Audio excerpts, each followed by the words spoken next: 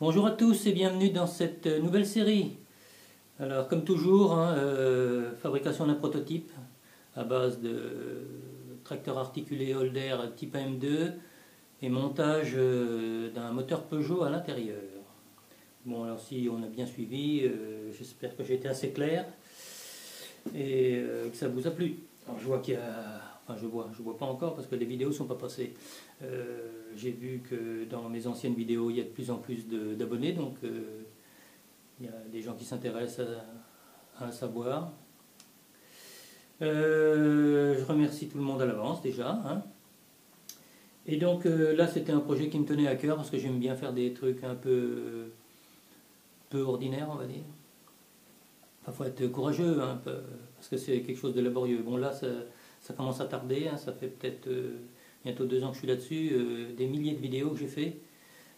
C'est vraiment un gros boulot, je le dis.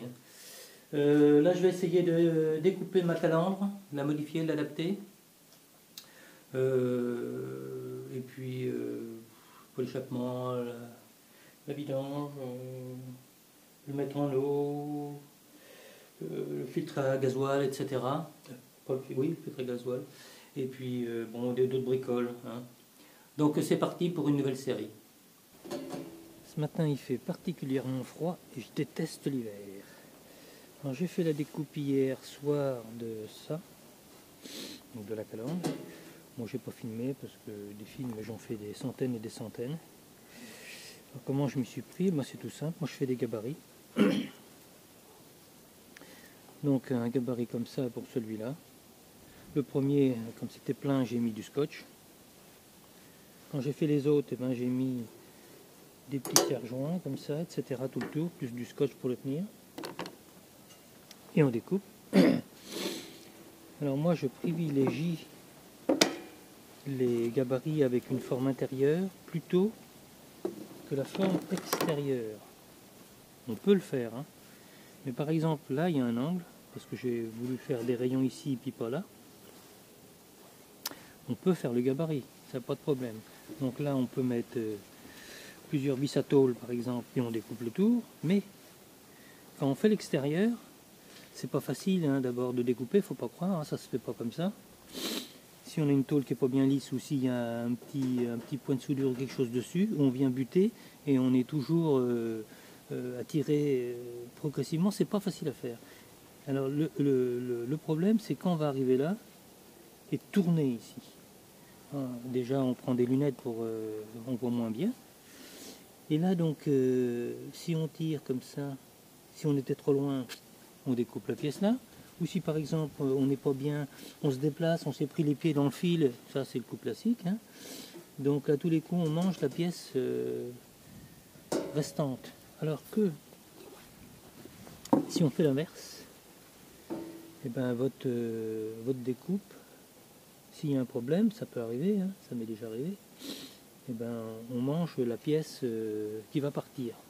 À mon sens, c'est beaucoup mieux.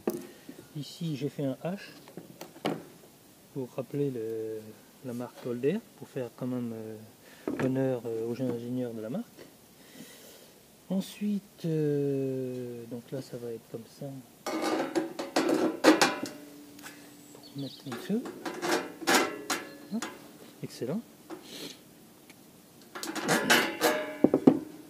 De l'intérieur, j'ai de la tôle inox.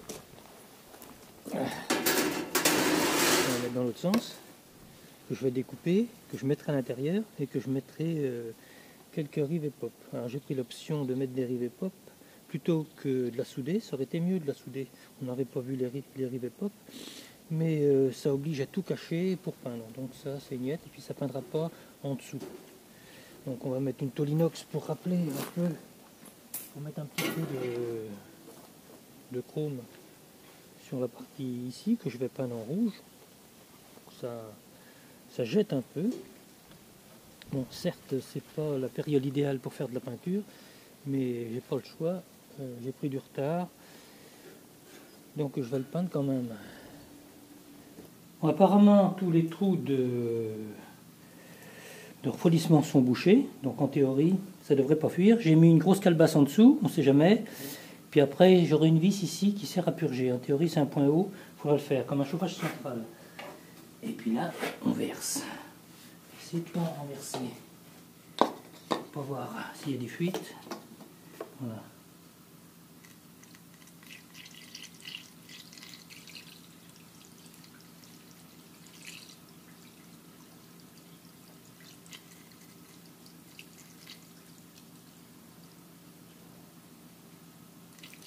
On se reverra tout à l'heure pour voir la fin du remplissage. Alors j'ai mis les 5 litres, mais j'en ai pas assez. Je suis surpris. C'est comme ça. Donc il faut que j'en rachète d'autres. Mais apparemment déjà, il n'y a pas de fuite. C'est déjà pas mal pour l'instant. On verra si ça coule dans la gamelle. Voilà. À surveiller. Bon, bah il y a Malva, il n'y a pas de fuite au moteur, mais il y a une fuite ici. Là, il y a des micro-gouttes qui sortent ici, là, à 2 endroits. Donc, eh ben, on redémonte la sonde, on ressable tout ça, puis on refait de la soudure. Et j'essaierai peut-être de le remonter à blanc parce que je vais pas le repeindre une deuxième fois. C'est pas vrai, quand ça s'y met. Bon, j'ai retouché les soudures, même d'autres, parce qu'ils me paraissaient pas très belles, quoique elles sont pas géniales, mais enfin bon, j'ai essayé de faire au mieux. Je vais le monter à vide, comme ça. Je le teste, et puis si ça fuit pas, je le redémonterai. Vider le lubrifiant, c'est pas compliqué, mais le reprendre pour des soudures, c'est toujours embêtant, surtout qu'il faut le sabler après, puis le repeindre. Alors je remets ça en eau. Alors aujourd'hui, est-ce que ça sera une bonne ou une mauvaise journée? Je reteste.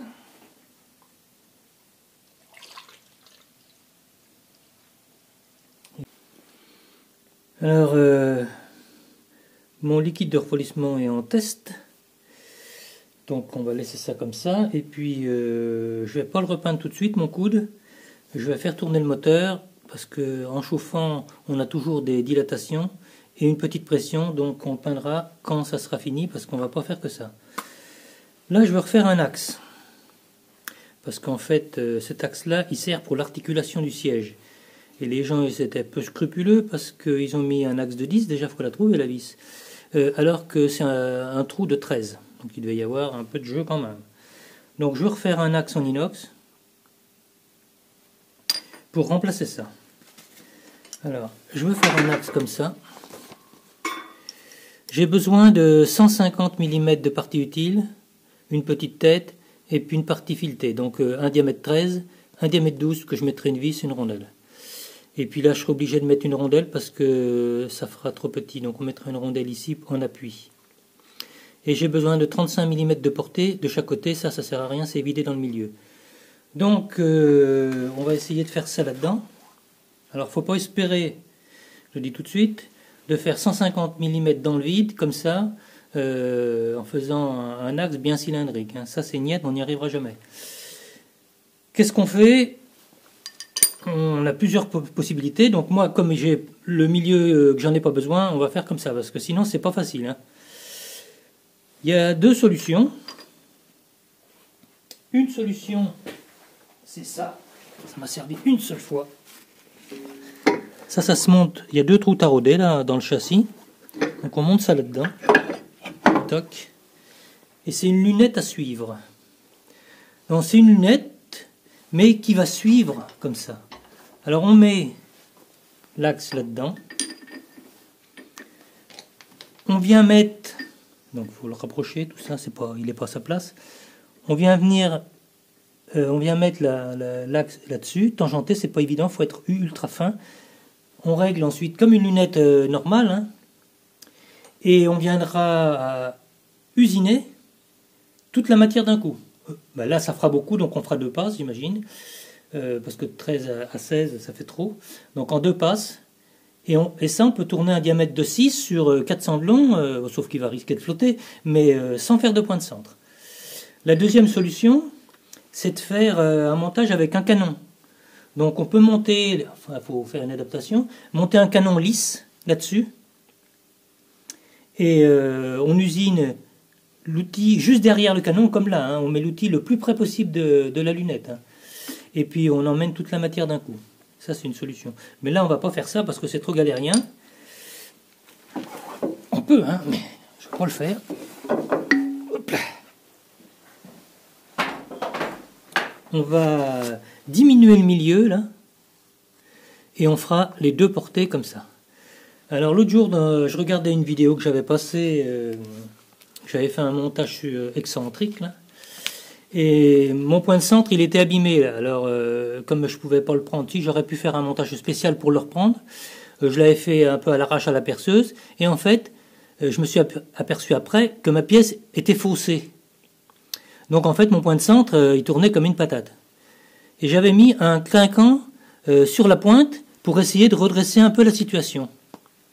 Et quand j'ai voulu faire mon diamètre, parce qu'il était relativement long, j'ai dit, bon, ben maintenant, il faut régler la pointe.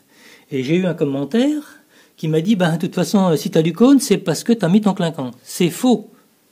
Le clinquant, c'était uniquement pour redresser ma pièce. Il faut savoir que la pointe, elle doit être pile au centre du mandrin. Si vous êtes décalé, vous ferez du cône. Rondelle, tout ce que vous voulez, clinquant, machin, bidule, ça n'a aucune importance. C'est faux, faux, archi faux. Donc, on doit impérativement, et c'est pour ça que je le fais le moins souvent possible, parce que c'est assez difficile à faire, régler la contrepointe par rapport à votre centre de mandrin. Et c'est pas facile. Donc là, on va pas s'embêter avec ça. On va faire une portée, on allège le milieu, et on fera l'autre portée après. Comme ça, on est sûr. Si on a un centième là-dessus, c'est pas grave. Mais on peut avoir 5 centièmes sur long comme ça, c'est pas un problème. Hein. Ça, c'est facile. Même plus, on peut faire du cône, hein, si on veut, volontairement. Donc, on va en premier décortiquer ça en plusieurs étapes. On va faire comme ça. Et je vais prendre un outil qu'on m'avait donné, un Saint-Luc Coromant, qui était tout neuf. Et je me suis dit, jamais je me servirai de ça, parce que c'est des plaquettes comme ça. C'est des plaquettes qu'on utilise en fraisage surtout. Mais ça, c'est bon à peu près à rien en tournage, sauf pour de la fonte, du bronze. Hein, sinon, ça vaut rien parce que ça va faire de la ficelle. Et là, j'avais trouvé des plaquettes alu. Et ben, ça va me servir. On va le tester, cet outil. Parce que l'inox, c'est une bête noire à usiner. J'aime pas ça du tout, d'abord. Donc, j'ai fait un point de centre. Je sors d'environ 40 mm. Et là, je vais prendre 2 mm et demi. Il me restera 5 dixièmes de finition.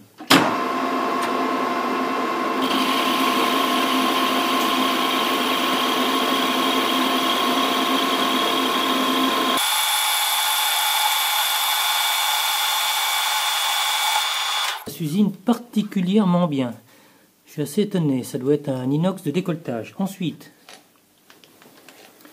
je le ressors d'autant. Et je vais le faire par étapes jusqu'à ici. Donc on se retrouve tout à l'heure. Et quatrième étape.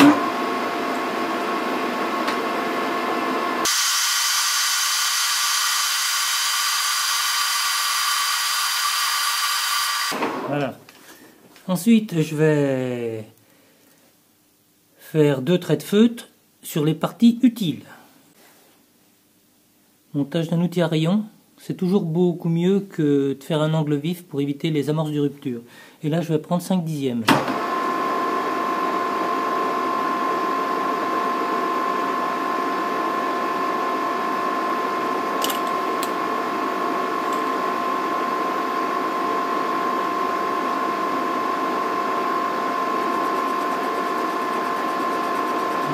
5 dixièmes.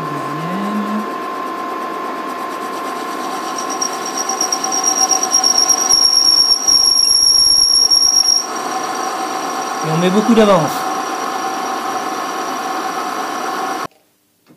Alors on tangente. Toc. Et j'enlève 2 dixièmes.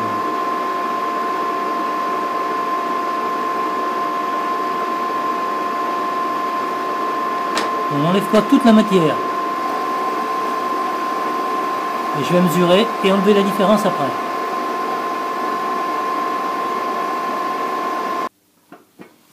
Alors pour l'autre côté c'est pareil. Je fais une ébauche, je mesure et je prends le reste.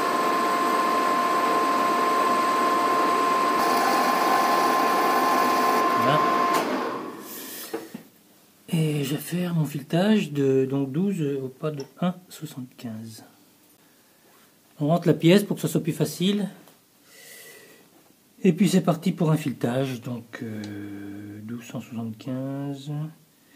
Je mets l'appareil à retomber dans le pas.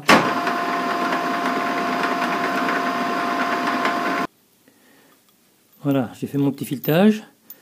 J'ai pris une rondelle de 12, c'est impeccable parce que le trou fait 13. Et je vais en mettre une ici parce que là on a un appui qui est pas très large. Donc ça va venir là. Et la fourche de ma suspension, si on veut dire, va venir ici. Donc là, faut le bloquer. Donc je vais faire un petit 6 pans ici, puis je ferai sauter l'excédent après. Et je vais faire un petit 6 pans.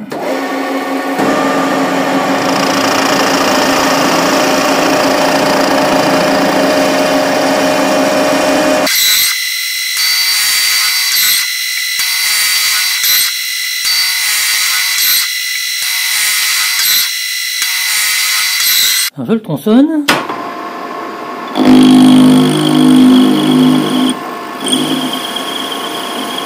Et un petit chanfrein pour l'esthétique. Voilà. J'ai plus qu'à monter tout ça.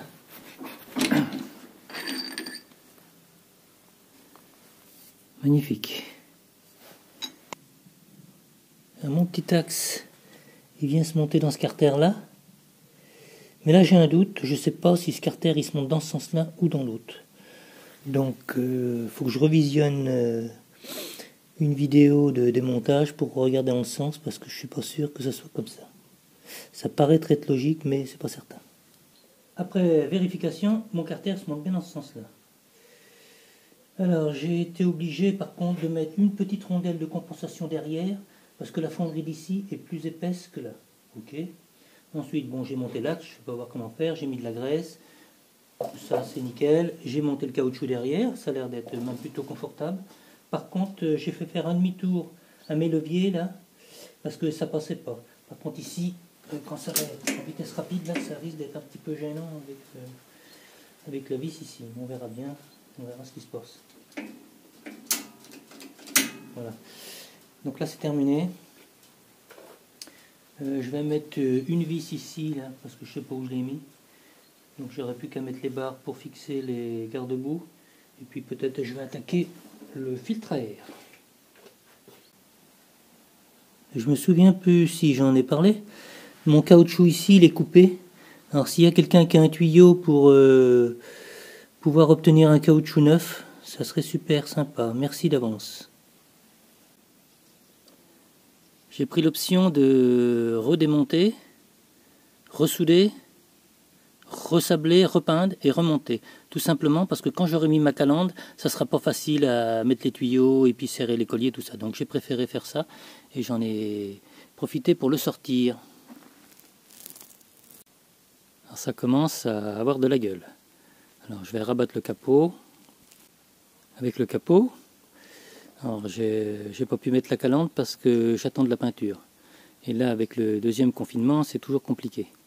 Bon, mais ça va se faire, mon voisin va aller me la chercher. Alors je m'attaque à la fixation du filtre à air. Alors j'avais fait cette pièce là, je ne sais pas si je l'avais montré, avec une forme arrondie qui vient épouser la pipe d'admission. Ensuite, j'ai besoin, mais j'ai pas ça, d'une tôle épaisseur 10 environ pour venir la souder là-dessus. Alors la seule chose que j'ai en AG, c'est ça. Donc il faut que je découpe une rondelle là-dedans pour la souder là-dessus. Enfin avant je ferai un rectangle de 100 par 120 que je viendrai souder là-dessus. Ouais. Et je fixerai là-dessus mon filtre à air. Mais il faut d'abord que je tronçonne ça. Ça c'est la bête noire du tourneur. Alors en premier je vais sortir ma lame pas trop long, comme ça, c'est-à-dire que je viendrai jusqu'à là. Et après quand j'aurai fait ça, je la sortirai pour venir découper la rondelle. Bon, je vais peut-être pas filmer ça parce que ça risque d'être long. Et puis scabreux. Alors surtout avec l'AG, on met de l'eau, hein. Sinon l'outil est cassé à tous les coups.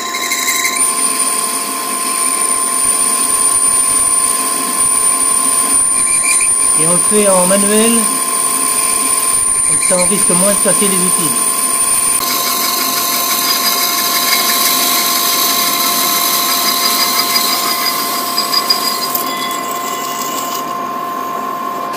Et voilà, bon, j'ai mis de la flotte partout, mais j'ai quand même réussi à l'avoir. Alors c'est pas sans mal, faut faire attention à ça.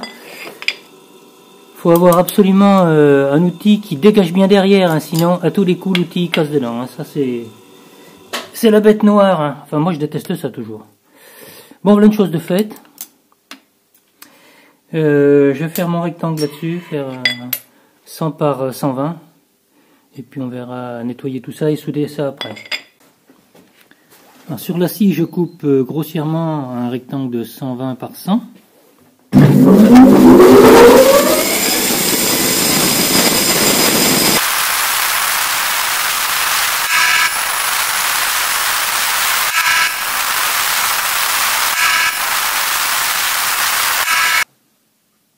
Que j'usine sur la fraiseuse.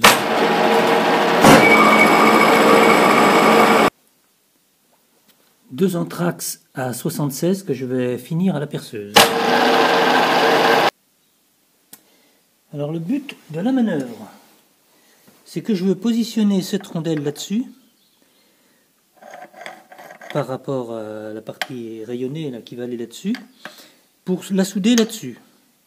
Ensuite, une fois soudée, je pourrais me reprendre sur le tour, ragrandir le trou qui est plus petit et réusiner la face qui va être sûrement tordue après soudure. Mais là, c'est pas du évident, hein. Faut arriver à monter et trouver la position à peu près la plus adaptée, que ça soit bien dans les deux sens. Donc un truc dans ce genre-là, ça serait pas trop mal. Bon, je peux pas prendre de recul parce que si je le lâche, il tombe. Voilà, donc je vais le tracer comme ça. Et puis on va faire en fonction du tracé pour la soudure.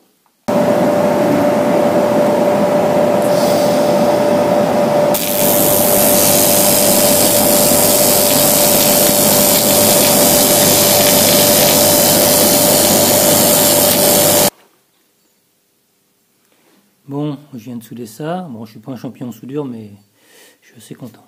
En plus, c'était très épais, j'avais jamais soudé quelque chose d'aussi épais. Alors là, je me reprends là-dessus. Je suis à lésé à 38, donc je passe à 50 et je blanchis ma face.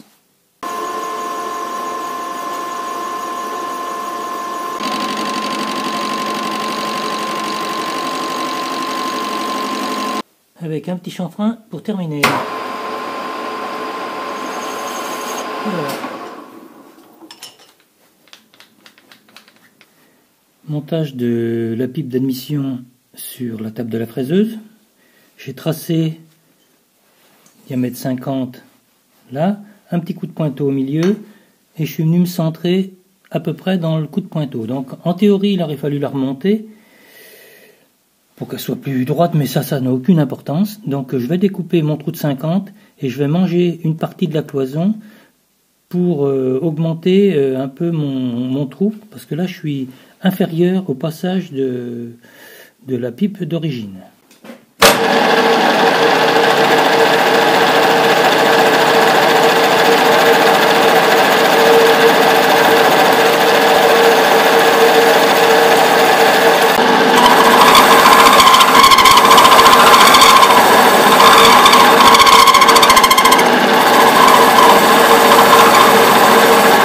Finition à la tête à lésée.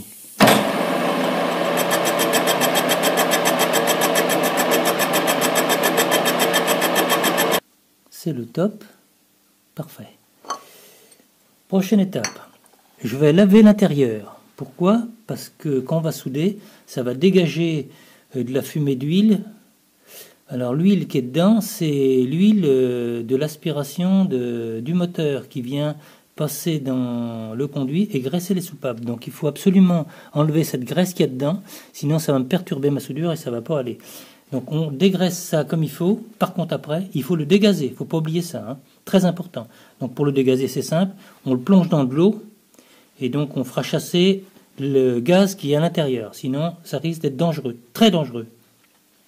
Et puis après, je vais sabler le tour là, parce que quand c'est bien propre, on a des meilleures soudures aluminium. Donc je vais le sabler et puis le présenter, le souder. Et ensuite, eh ben, je sablerai la pipe complète. Elle sera terminée. Après avoir fait un sablage de la pipe grossier, j'ai fait 2 points de soudure pour souder mon collecteur là et voir comment ça se présente. Bon, eh ben, j'ai mis mon capot, tout ferme bien. Mais je viens de voir un truc de taille. C'est en fait dans mon atelier, comme c'était dans le noir, j'ai mis les 6 vis, nickel. Mais là, comme c'est clair par rapport à la culasse, eh ben on voit ici là du jour, là, là et là, sur 3 cylindres. Ce qui veut dire que les pipes qui sont des pipes d'admission de C15, c'est pas les mêmes conduits que ceux-là. Alors là, c'est plus pareil. Ah là là, encore un problème. Bon, alors on va se quitter sur cette vidéo. Je vais essayer de résoudre le problème pour adapter donc ce collecteur là sur ma culasse ici. En tout cas, bon courage et à bientôt.